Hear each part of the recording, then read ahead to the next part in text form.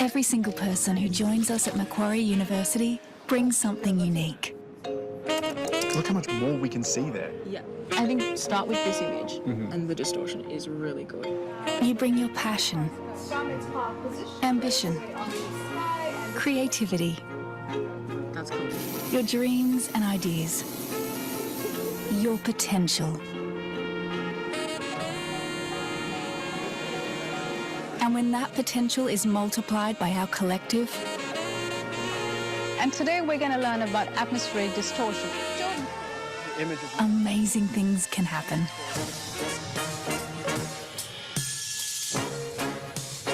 We call it U to the power of us.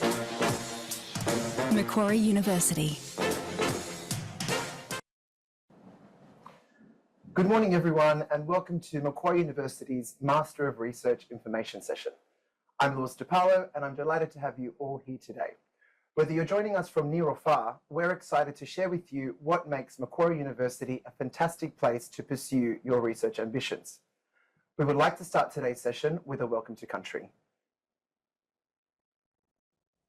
Welcome. We acknowledge the traditional custodians of Macquarie University land, the Wadamadigal clan of the Darug Nation, whose cultures and customs have nurtured this land since the Dreamtime. We pay our respects to elders past, present and future. We welcome people of all nations and all faiths. Kwai Bidja, Jamna Payala Janawi. Come here, we speak together. We have 60,000 years of archaeological evidence of Aboriginal habitation at Lake Mungo and 20,000 years in Ryde. We have great antiquity. Today, hundreds of Aboriginal and Torres Strait Islander people graduate from Macquarie University. The Darug Nation had famous leaders such as Chief Yarramundi, Narragindji, Colby and Maria Locke. Many of the descendants of these Darug people live today amongst you. We celebrate with you our ongoing attachment and custodianship of this country. We celebrate the achievements of Macquarie University.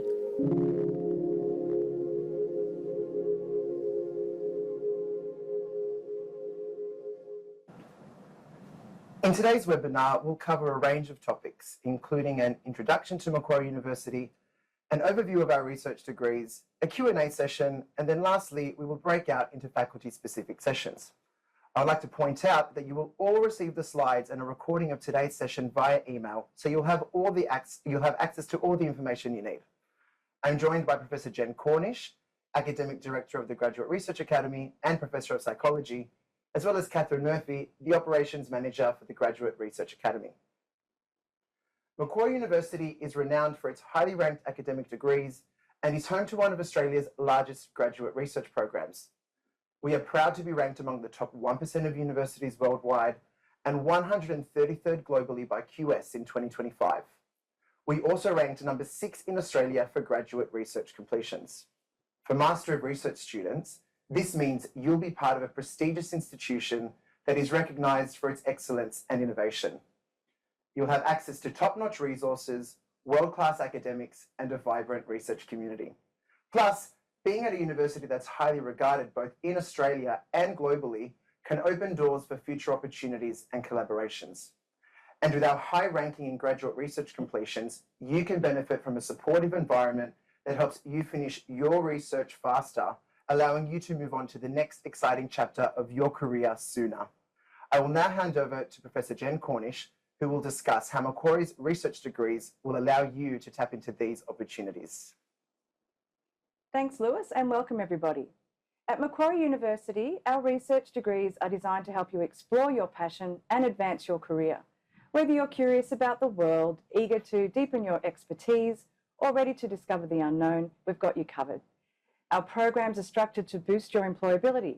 Not only will you build your discipline knowledge, you will also develop those highly sought after analytical and critical thinking skills. This means you'll have a wide range of career options in research-related roles and industries. Plus, Macquarie's Master of Research pathway is aligned with international qualifications, and this will allow you access to exciting global opportunities. The Master of Research at Macquarie will also set you up to complete your PhD faster than the national average. Macquarie also has a wide range of scholarships to help you succeed in our research degrees, and I'll discuss those in more detail a little bit later on. The Master of Research pathway has a stackable degree structure, which allows you to access different levels of research training based on your goals. The Graduate Certificate of Research is a half-year program or 1 year part-time. This certificate offers 40 credit points of advanced coursework at a postgraduate level, including essential research training. It's a perfect degree for those looking to develop research skills for immediate application in the workplace or as a foundation for further studies. The Graduate Diploma of Research is a 1 year program that deepens your expertise and research skills, preparing you for advanced roles in research-related industries or further academic pursuits. It includes 80 credit points of advanced coursework and practical research training. The Master of Research is a 1 year program that is best suited for those aiming to conduct a significant research project. You'll complete a 20,000-word thesis with guidance from an expert in your field, preparing you for a PhD or a career using those research skills. Some of you may want to complete the Master of Philosophy, which is a 2 year program offering a deep dive into a specific research topic. You'll develop advanced research skills and complete a 50,000-word thesis with expert mentoring to support your journey towards a PhD should you wish to pursue it. And finally, our Doctor of Philosophy, or PhD, is a 3 year degree. You'll produce a significant and original research resulting in 75,000 to 100,000-word thesis. With expert mentoring from our world-class and excellent supervisors, you'll be prepared for research leadership in your field. Now, most of our programs are available part-time, which we'll discuss in a moment. But before we do, I would now like you to meet some of our Master of Research students so they can tell you in their own words about their experience. First up, we have Amanda from the Faculty of Arts, who began the MRes to boost her career and satisfy her curiosity. If you are in that position where you're not too sure what you want to do next, you're thinking about it, you might be stuck in a job that you don't really like me, the perfect thing to consider. So I would just go for it. In the media, we often see a lot of criticism around those people who go to memorials and take selfies.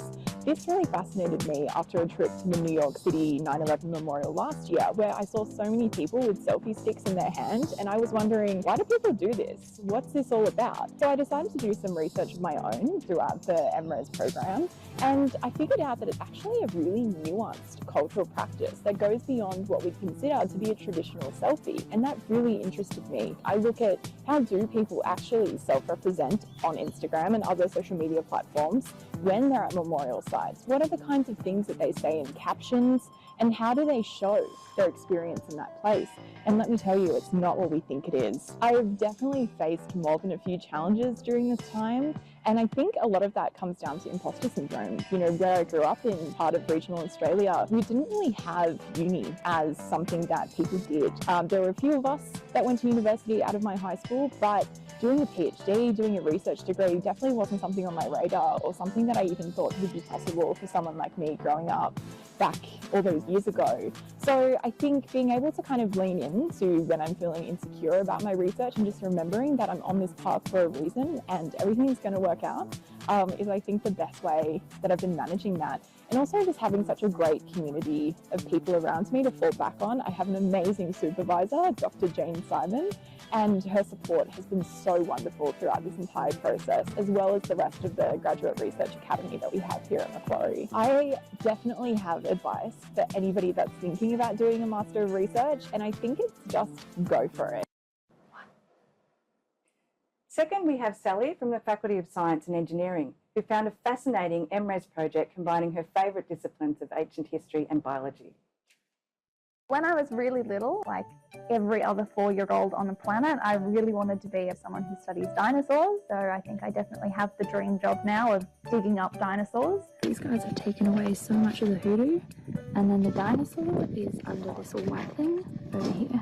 For me, doing an arts degree where I got to study ancient history and a science degree where I got to study dinosaurs and biology weirdly complemented each other. For my Masters of Research, I created something called the Found a Fossil Project, you were a farmer and you were on your land and you came across something, you may not necessarily know if it's a fossil versus an indigenous artifact. So there was this gaping hole of, who are you meant to contact? What are you meant to do? I certainly had no idea, and I had a degree in both of those things. A lot of people who I talked to in my research were like, oh, that would never happen to me. But a lot of the finds are by farmers or miners, people at the beach or on bushwalk. This massive dinosaur behind me is a Muttaburrasaurus, and its species name is Langdoni. The person who found it was a farmer, and he actually tripped over the bone when he was discovering this dinosaur.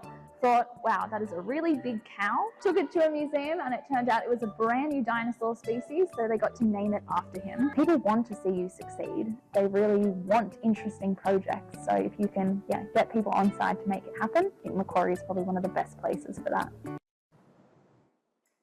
And lastly, we have Hamid from the Macquarie Business School, whose MRes has provided him with global financial understanding to excel in his PhD studies.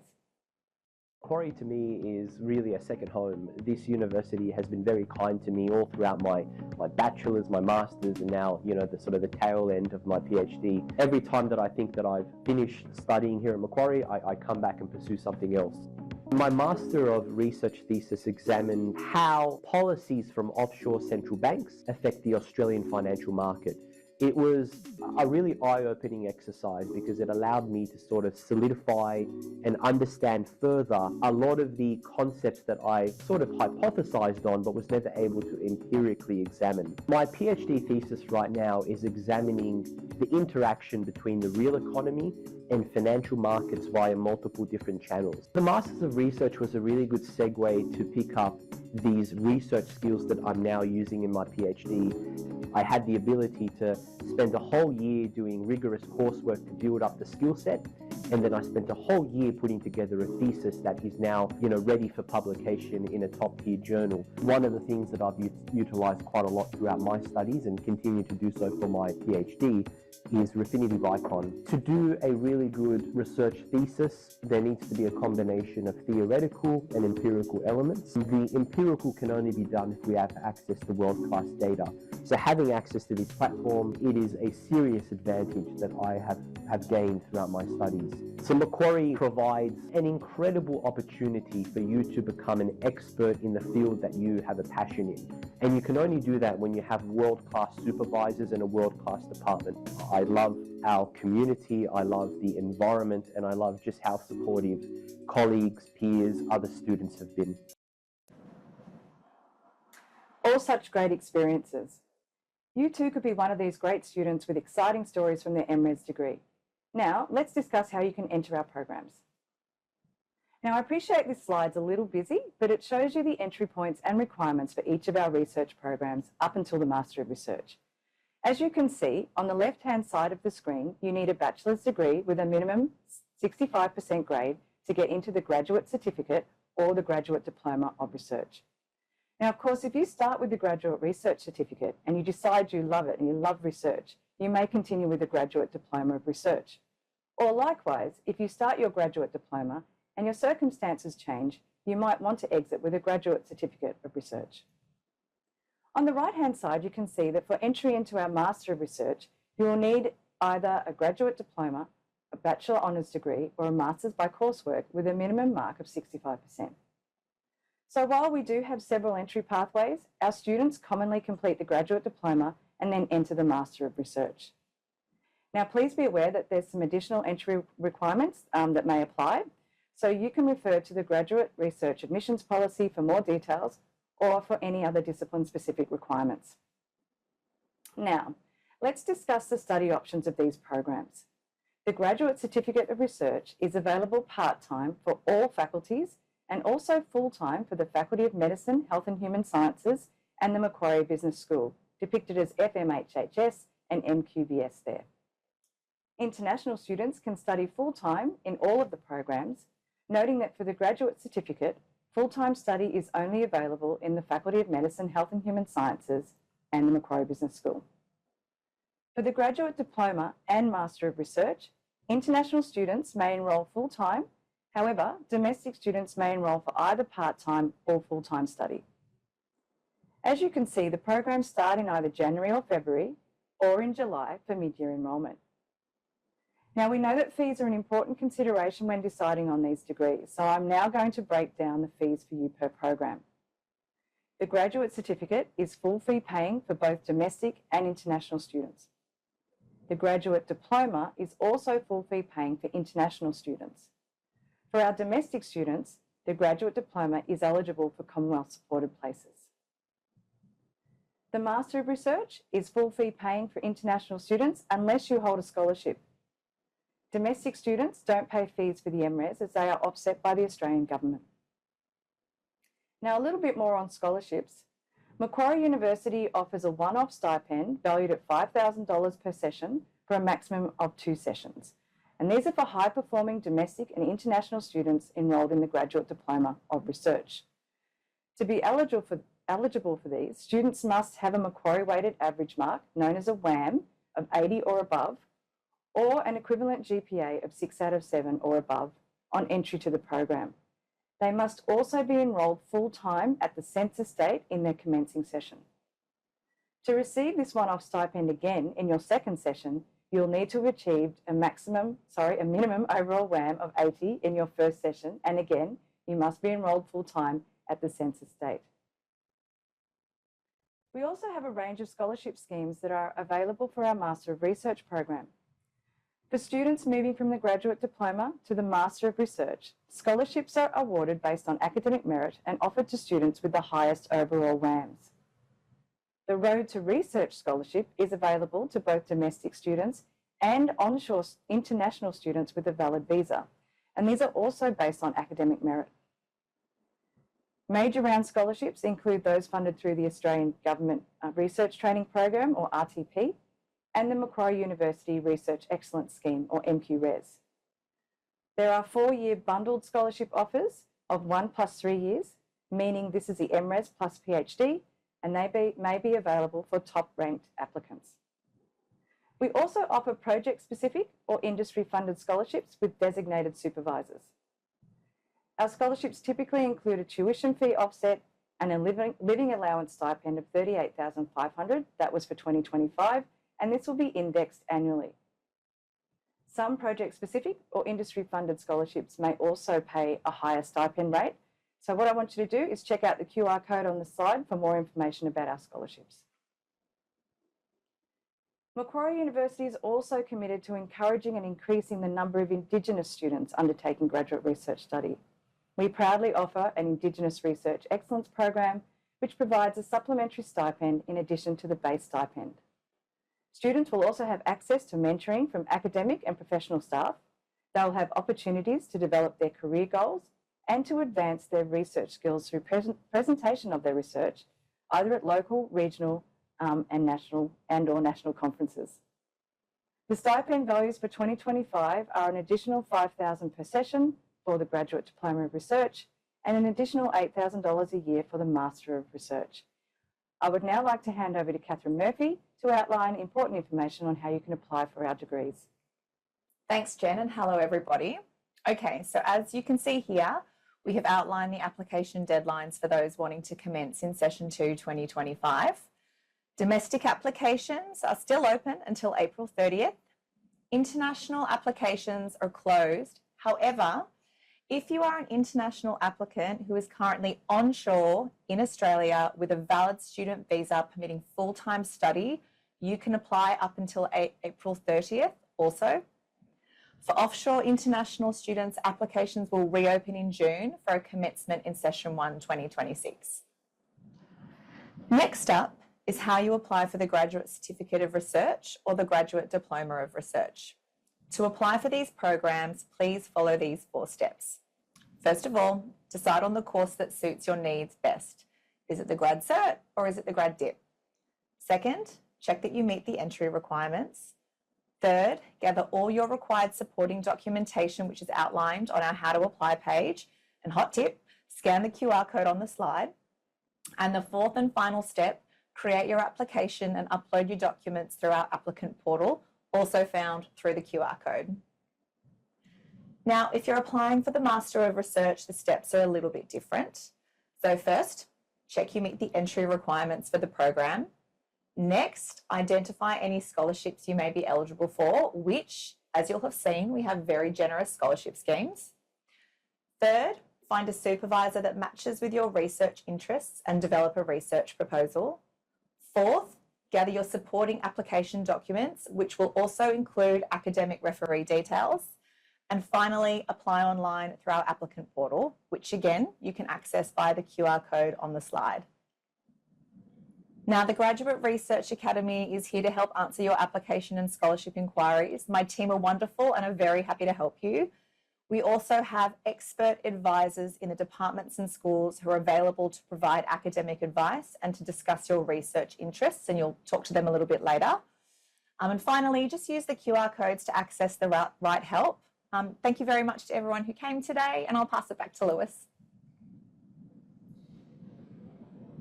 Thank you, Jen and Catherine, for all that information. That sums up the first section of today's info session. We will now commence the Q&A section. So please feel free to pop in any questions you have in the chat, and we'll get to as many of them as we can. So first up, Catherine, there's a few questions around the GPA requirements to enter into our programs. Firstly, how strict are they? And then someone's also asked in the chat, what is the minimum required WAM for the Road to Research scholarship? So what are the GPA requirements? How do the GPA requirements work for entry into the programs? And how do they work for the scholarships also for the Road to Research? Okay, so for entry to the programs, look, to be honest, we're fairly strict. Having said that, if your GPA is a little bit lower than what it should be, I don't want you to be discouraged. Especially if you have got research experience, perhaps you've worked in a lab already, perhaps you've got some peer-reviewed research output already, or you've worked as an RA. If you do have some of that experience and your GPA is a little bit lower, I would strongly encourage you to talk to the department or the school because they can actually provide you some advice, and every now and again they can definitely be a case made for a student who maybe doesn't have the exact score that they need, but actually has some really valid research experience. So I guess that's taking care of the entry side. In terms of the scholarships, look, we don't really have a minimum threshold for consideration in the Road to Research. It basically will depend on the number of applications we get and I guess the quality of the students, and it will also depend on the number of scholarships we have. It's based on academic merit, so we look essentially at what all of the student WAMs are, and the top students get it. Great. So still on the topic of scholarships, someone's asked if you could speak further to the procedure of applying for a scholarship in the MRes program for an international student. So if you're a brand new commencing student, when you apply for your candidature, as we call it, you actually just attach the scholarship that you're interested in. So it's all part of the normal application process. Be mindful there are specific scholarship deadlines though. So even though an application might be open until a certain date, a scholarship could actually close a little bit earlier. So it's really important to have a look at our scholarship webpage because that's got all the deadlines on it. Thanks, Catherine. So that's pretty easy. It's just the one application. There's a question around the difference between the graduate certificate and the graduate diploma. Jen, could you explain that to the audience, what the main differences are? Yeah, certainly I can. So the graduate certificate is very much your foundational unit. So you'd be looking at learning how to project manage, understanding research integrity, getting a little bit of discipline-specific knowledge, but then also focusing in on methodologies of what you could use in your research program. With the graduate diploma, this is where you get to get more discipline-specific, but also getting that research practice that you require to become an excellent researcher. So there are obviously differences in the timing, but there's the graduate certificate is half a year, whereas the diploma is a full year, and you can find out more information from your faculties when you go to their specific sessions today. Great. So there's also a question regarding applying for the graduate diploma and those that want to continue onto the Master of Research. There's a question around how do they apply for the bundle, a bundle graduate diploma and Master of Research when they go to apply online? Okay, easy. There's actually a question that asks you. So you'll have a question in the application, obviously apply for the grad dip, and there'll be a question that says, would you like to be considered for a bundled graduate diploma and MRes offer? Excellent. There's a question around, and we got quite a few of these questions in the registration forms. Are these degrees, is the graduate certificate, diploma and the MRes or the Master of Research, are these available for online study? Good question. Look, in terms of the graduate certificate and the graduate diploma, look, not all units may be available online. It will likely depend on the faculty that you're applying to. So again, I strongly encourage you to come to the faculty sessions afterwards and ask the question, because some will be offered fully online. You do have to bear in mind also that there might be restrictions for international students who are on student visas. So there's generally a maximum of around 30% that you can actually take online, and the rest is expected that you do it face-to-face. In terms of the MRes, sorry, before I forget, the Master of Research as well, look, we really encourage we really encourage face-to-face study for the MRes. A lot of our scholarships are defined by also doing sort of face-to-face on-site study. That is, and look, main reason we do that is because we think if you're actually in person face-to-face, you can be embedded into your research environment a bit more easily. Your supervisors are more accessible as an MRes student. Having said that, we also understand that for some students, your research will actually require you to be off-site. And so in terms of scholarships, it will be on a case-by-case basis. If you are required to be off-site for your research, then certainly you're generally considered for a scholarship then. If you are just a remote, I mean, we've definitely had students who've studied, you know, in Perth, for example, and they can do it when they're off-site, but obviously there is sort of an additional form that needs to be completed, because we just need to make sure that you've got the right support in place and that, you know, you're not going to be left isolated and disconnected, because we really, at the end of the day, we just want you to succeed. Yeah. Great. There's also a question around, what are the, I'll give this one to Jen. What are the advantages of doing a master's degree versus just getting real world industry experience? Okay, so while industry experience is of course valuable, when you do an actual degree that shows you how to do research, then you're going to have that the skills and the correct skills how to do research correctly. It's really important that we do our research correctly so that we perpetuate data that's real. So you learn how to do that, you learn how to do it ethically, and you get some expert knowledge with people who have studied these particular disciplines for a very long time. So I think it's just a benefit for learning that scholarly activity that you wouldn't perhaps get when you're just in industry. Great, and a lot of those academics have industry experience. Yeah, they do. Yeah, they do. They do. Heaps of them do. Yeah. Speaking of those academics, I've got a question about finding supervisors and how to gain that approval from the supervisor, which they need to put in the online portal. So what's the best way to go about that, either Jen or Catherine? Do you want me to take that one? Yeah, you can take that one. So to find your supervisor, we do have a nifty little website as well that you can look up a supervisor. So it's called Find My Supervisor. You can look in, you can put search terms in there for things that you're interested in and see which academics come up, and then you can see who we have at Macquarie that may be able to support your project.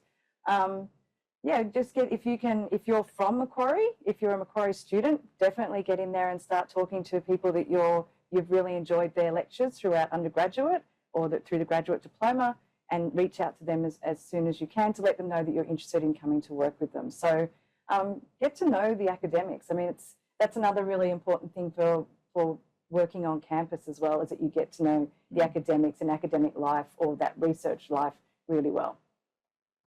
Yep. Great, thanks for that. There's a few questions around, we touched on it lightly. I know it's an MRes info session, but there's a few questions around how do people progress from the Graduate Diploma of Research into the Master of Research, and then also how does that feed then into gaining entry into the PhD? I'll take that one. Yep, thanks, so if you're enrolled in the Graduate Diploma, basically you'll get an email from the Graduate Research Academy toward the end of your first year, or as you sort of head towards finishing off your 80 credit points.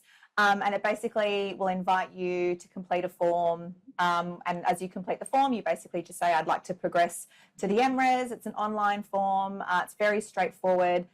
It will basically workflow through to your potential supervisor in your department before coming to us, at which point we will then quickly re-offer you and you accept your offer, much more straightforward because you're already at Macquarie, and then you kind of progress that way. A very similar process will take place if you're enrolled in the Master of Research. So as you head towards the end, as you submit your thesis for the Master of Research, you'll be notified on how to progress to the PhD. Again, it's an online form. It's quite straightforward. There are obviously WAM thresholds in order to progress. So it's very important that you're mindful of that and obviously, work really hard in your graduate diploma. And same with your Master of Research. And just for anyone who's curious, you will be considered for scholarship. There's no separate scholarship application. When you do what we call a progression form, that is actually, we will automatically consider you for scholarship then if you're eligible. Yeah. Great. And just to stay on that question there, someone's asked if there's an option at Macquarie to go straight into a PhD with an honours degree, and will the MRes grades automatically be accepted into a PhD program at Macquarie? Do you want me to take that one as well? With the MRes grades. Yeah, go ahead. So what was the first part of the question again? Can you go straight into a PhD at Macquarie with an honours degree? Look, generally, no. So our entry requirements for the PhD are a 2-year Master of Research or a 2-year master degree with a significant research component, or a Master of Philosophy. Having said that, again, if you have a Bachelor Honours and you also have publications, you have some extensive, we've definitely had applicants who have a Bachelor Honours and have then subsequently worked in a lab for a year and have got some peer-reviewed research publications. Those sorts of things can definitely be considered for entry into the PhD. But if you have just a Bachelor Honours, like an equivalent to an AQF 8, then that would go into the Master of Research. And it's just because the way we've structured our program. So our sort of offering for the research training programs are a 2-year Master and a 3-year PhD, as opposed to a Bachelor Honours and a 4-year PhD, which a lot of other universities will offer. But also for those wanting to go on to PhD, you do need to get a 75% at least in your Masters of Research. If you don't get the 75 and you're a smidgy under, you might want to consider doing the Master of Philosophy first, and then we can transfer you up into a PhD if you're doing really well. So there's lots of different avenues here at Macquarie, and that's what makes this a really nice place to be. So. Cool. There's an interesting question here regarding some expectations around MRes scholarship recipients. So if those in the audience are lucky enough or apply and they are to get a scholarship, are there any expectations that they should perform any other functions at Macquarie whilst they're a scholarship holder in the Master of Research, for example, tutoring in undergraduate courses or any other responsibilities? No. So there's certainly no obligations in terms of employment expectations. You're not expected to do anything that is outside of your research project. There are sort of, obligations in terms of making sure that you adhere to the conditions of the award. So things like generally on-site study. That doesn't mean being here on campus every day, but it does sort of mean, being able to commute relatively easy to Sydney. There's also conditions around how much you can subsequently work outside of that. If you also are lucky enough to get another stipend, there are some conditions of award around that. But in terms of, being expected to also do tutoring on top of your research project, no, it's not an expectation. Some people actually do it because they want to, but it's not an expectation. I was going to say it's not an expectation, but you certainly can put your hand up to be a tutor for undergraduate courses. There's no harm in doing that. So I encourage it as long as you get your research done. Great. So speaking of scholarships, how would prospective students and applicants go about writing a good proposal to get to make it into to receiving a scholarship? This is for getting into MRes? For getting into So MRes. generally the proposal, a lot of the time what we're looking for when we look at proposals is to see whether you actually fit into with the academics that we have at Macquarie. So obviously with every discipline, we're not always going to have all of the expertise within one discipline, but we have a lot of expertise, don't get me wrong. So within that proposal, you need to show that you've engaged with a supervisor, that you're aligned with the expertise that we have, but also the facilities, because if you're asking to do something and we don't have that technology here and we have no way of linking with industry to do that technology, then it's probably not going to fly. So be realistic. It doesn't have to be very long. Again, it does depend on your faculty. So do ask that question as well for the faculty representatives today. So yeah, it's just to give us an idea of what it is you want to do and whether we can accommodate it. Great. And there's a good question here around how does part-time work in the programs? How long do they take? What's the difference between part-time and full-time in the research, in the Master of Research, and also in the Graduate Diploma? So in the graduate certificate and the graduate diploma, part-time study is usually considered 2 units or 20 credit points per semester. A full-time study load or a standard full-time study load is 40 credit points or 4 units. You can actually do full-time study with a 30 credit point study load, so that's the minimum threshold. I would strongly encourage you to talk to your MRes directors or your your graduate diploma advisors or your graduate diploma director. I would suggest talking to them first, because obviously you need to make sure the study plan aligns so that you can complete within a reasonable time frame. But certainly, yeah, part-time is generally 2 units a semester. Full-time is generally 4 units a semester. For the MRes, you basically sort of work at half the rate, I guess. So we would classify for the Master of Research 17.5 hours a week to be part-time study, and then 35 hours a week would be full-time study. Great, and that will be over 2 years if you did the part-time study for the MRes. Just under, but yes. Just under. So there's a question here about if either of you could clarify the difference between the Bachelor of Philosophy and what we now call the Graduate Diploma of Research. I can take that one. So the Bachelor of Philosophy, what we wanted to do was to provide you with a truly stackable degree. So we've gone with obviously the Graduate Certificate and Diploma, which can then go on to the MRes. So the Bachelor of Philosophy was considered the first year of what was our 2-year MRes program. And it had similarities to our Graduate Diploma, but it was, we've tried to make the Graduate Diploma more cohesive and getting you together as a cohort, because we had lots of little units with a few people in it, so you weren't getting that really good experience. So this is, we've really thought about what you need to learn in the first 40 credit points and what you need to learn in the subsequent 40 credit points in the diploma. So we've really thought out how best to support your research training, and I think it's a much better degree now than what we had as a Bachelor of Philosophy. Yeah, so. I think also I'll just add, obviously we want all of our students to stay with us and do a Masters of Research and a PhD. I mean, obviously all the people who are working on campus and all the researchers are incredibly passionate about what they do, and they love for everybody else to be equally passionate. But I think we're also a little bit conscious that there are probably some people who are already working. They might be a little bit older, not always. We do have some obviously very people who are what I would call amazing overachievers, who are already doing amazing things at a very young age, but they're working already, and maybe they're just trying to get a little bit more foundational background in research, because actually it's going to be incredibly helpful for their jobs that they're doing. And so, the graduate certificate is only 40 credit points and it can be done part-time. And so for people who are already working, full-time, or maybe people who are caring and they want to go back into work and they just want to upskill a little bit, I think it's a great opportunity to undertake a couple of units a semester, and actually just upskill a little bit while you're working or doing, whatever life has on the cards for you.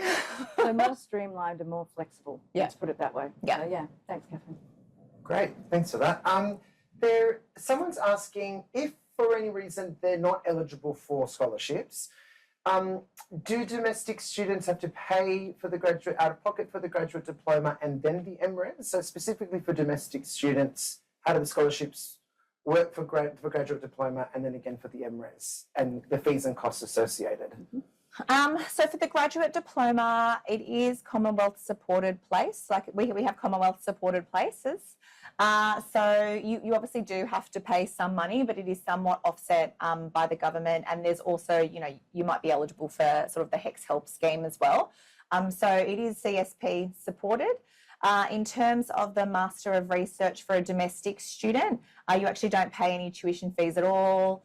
There's no co-contribution that you need to make. It is supported by the Australian Government Research Training Program, and they basically give all universities a stack of money to train Australia's next generation of researchers, and that's what you hopefully all will be. So you won't actually have to pay anything for a domestic student in the MRes. Your tuition will be covered, even if you don't get a scholarship, even if you don't get a stipend scholarship. your tuition will still be covered. Yep. Great. So even if they don't qualify for that $5,000 one-off payment in the Graduate Diploma of Research, they're still eligible for the Commonwealth supported place. Absolutely. Yeah, and if they're not eligible for the stipend in the MRes, they're still eligible for the tuition offset from the Australian government. As a domestic student, yes. Yes. Great. Here's a really interesting question as part of the application process. Does an academic reference need to be a professor, or can it be a co-author on a research paper? This is for the when they apply. I think it can be anyone that sheds you in the best light, really. I mean, a professor, particularly a well-known professor, will always be good, but if you've published with someone who's an expert in the field, then that's also a really good reference. So any academic that can support your application is worthwhile. So that's what I've got for that. Excellent. And in the application, how many references do they need to provide, Catherine? 2. Right. Just so you know for when you go to open the online portal. So there was a question here. Somebody had before that they were already enrolled in a graduate diploma, but I don't think it was obviously one of our graduate diplomas. So they were enrolled at a graduate diploma, let's say at another university, wasn't the Graduate Diploma of Research. Will that gain them entry into the MRes program? Or what? How would that be how would that be considered equivalent to our degrees? Look, generally, yes. If it is an AQF8, generally, yes. I say generally because you do actually need to talk to your department or school. Certainly, the Macquarie Business School is typically looking for research units, but every school and faculty will be a little bit different. So I definitely recommend that you actually ask that question in the next session. Yeah. Excellent. So I'm just reading through the questions. There's a few questions here about supervisors. Someone's asked, is it possible to have a supervisor from another university? Well, yes, it is.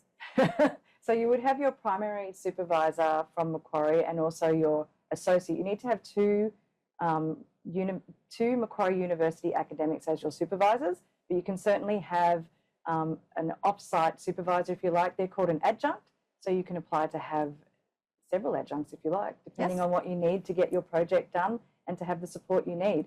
But definitely you need to have 2 from Macquarie plus additionals if you want to.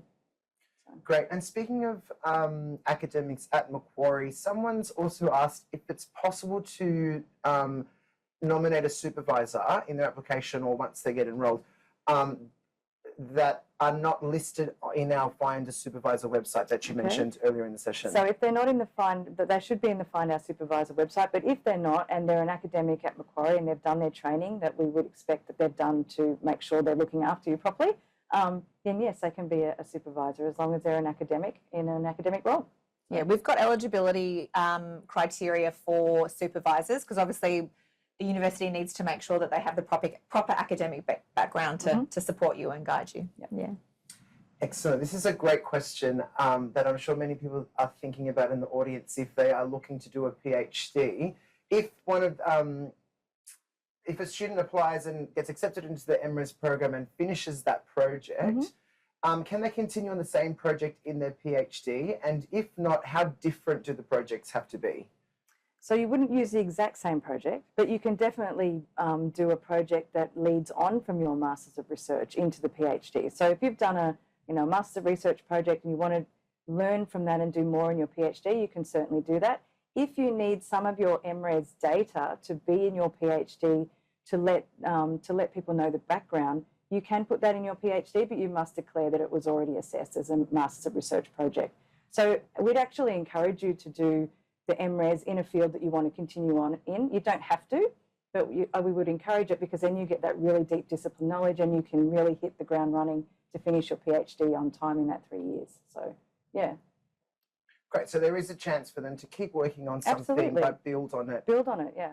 Fantastic. And it's actually, the MRes is also a really good way for you to learn to see how well you work with your supervisor and the team, because you may want to add more people when you do the PhD or go in a slightly different direction, depending on your experience in the MRes. So it's a really good stepping stone, I think, and great research training.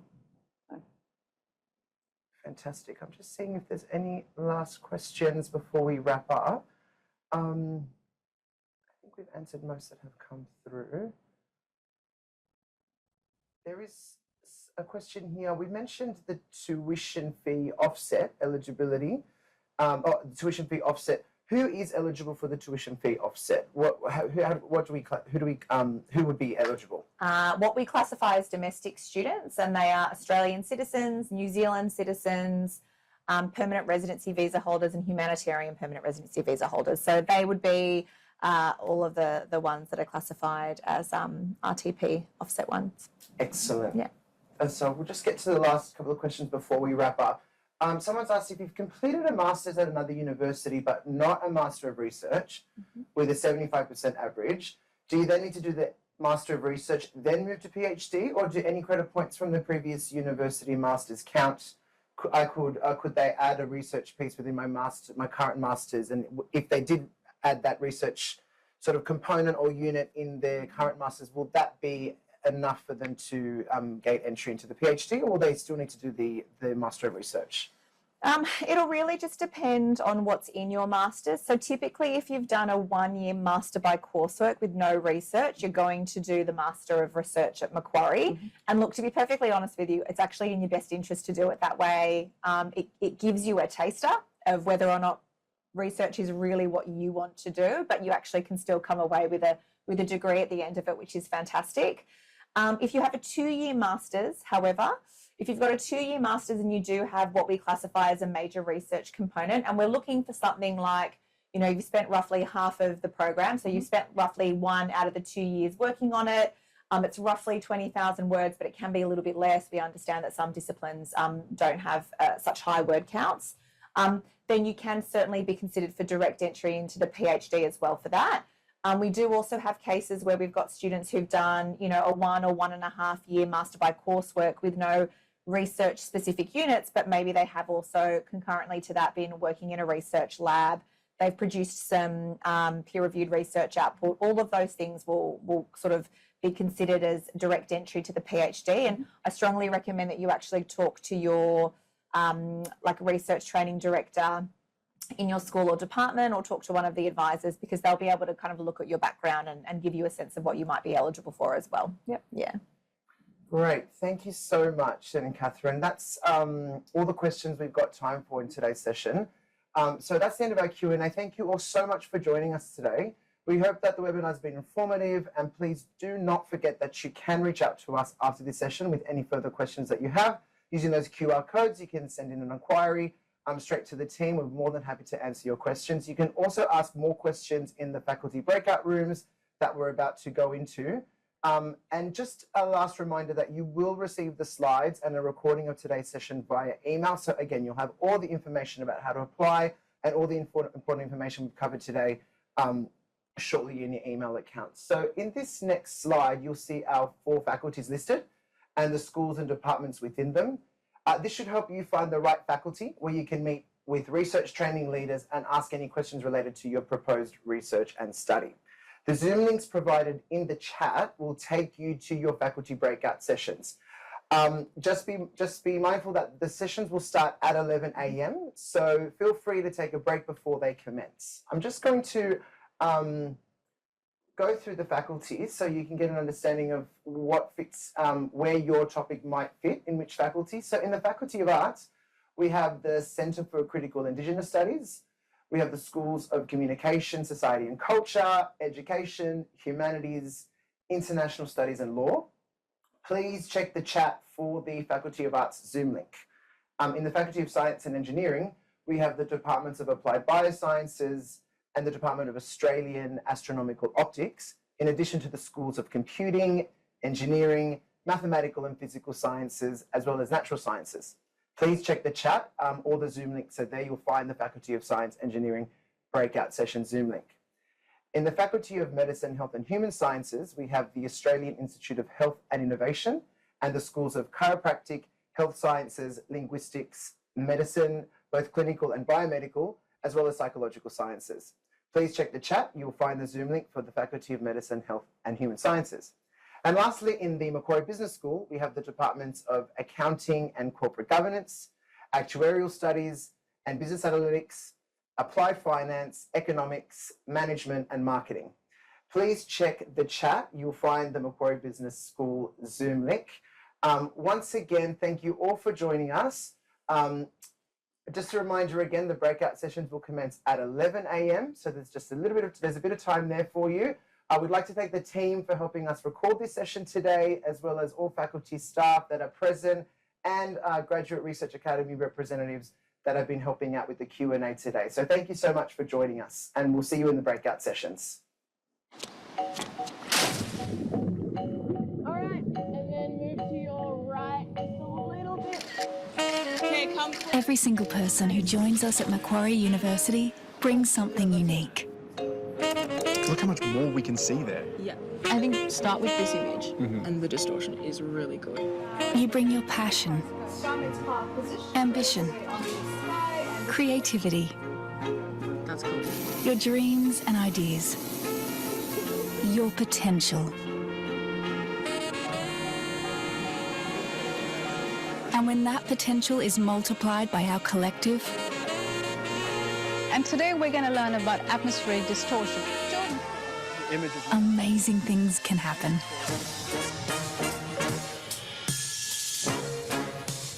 We call it U to the power of us. Macquarie University.